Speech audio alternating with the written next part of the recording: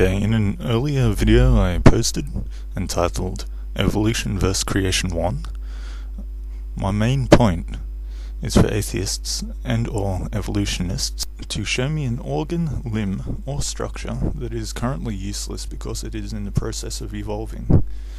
Not to show me one they claim is vestigial because we no longer need it.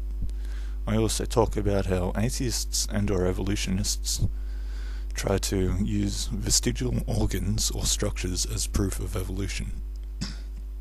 And they say that the tailbone is vestigial. And I say that that is the opposite of evolution. It is losing, not gaining, and go on to say that the appendix, tailbone, pancreas, and other organs are called vestigial.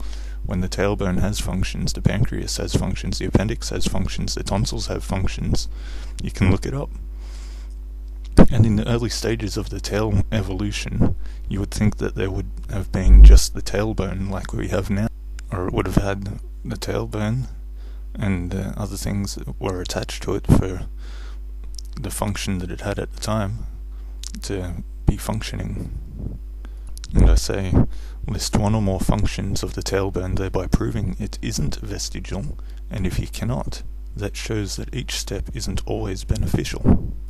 If each step must be beneficial, then we should be able to go back in time to when we just had the tailbone and no tail, and for it to be useful at that time.